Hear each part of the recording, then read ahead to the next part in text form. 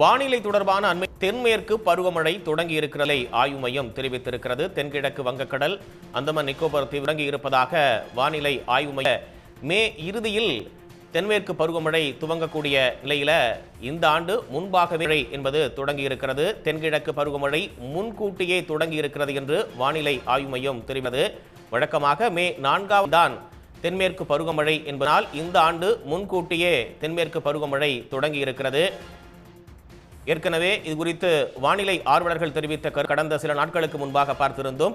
முன்கூட்டியே தொடங்குவதால் தமிழகத்தை பொறுத்தவரை இந்த கத்திரி வெயிலினுடைய தாக்கம் என்பது சற்று குறைவாகவே இருக்கு. தாக்கம் என்பது பல்வேறு மாவட்ட கூடிய சூழலை பார்த்தோம். நேற்றும் கூட பல 100 டிகிரி ஃபாரன்ஹீட்டை தாண்டி வெயில் சுட்ட தற்போது தென்மேற்கு பருவமழை என்பது தொடங்கி இருக்கக்கூடிய நிலையில வரும் நாட்களில் இந்த வெயிலினுடைய தாக்கம் தமிழகத்தில் குறைவதற்கான வாய்ப்புகள் இருப்பதாகவே பார்க்கப்படுகிறது.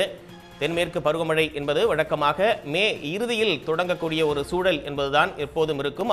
பருவமழை என்பது முன்கூட்டியே தொடர்ந்து அதிகாரப்பூர்வமாக வானிலை ஆய்வு மைய கடல் மற்றும் அந்தமான் நிக்கோபார் தீவுகளில் தென்மேற்கு பருவமழை தொடங்கிய வானிலை ஆய்வு மையம் தெரிவித்திருக்கிறது.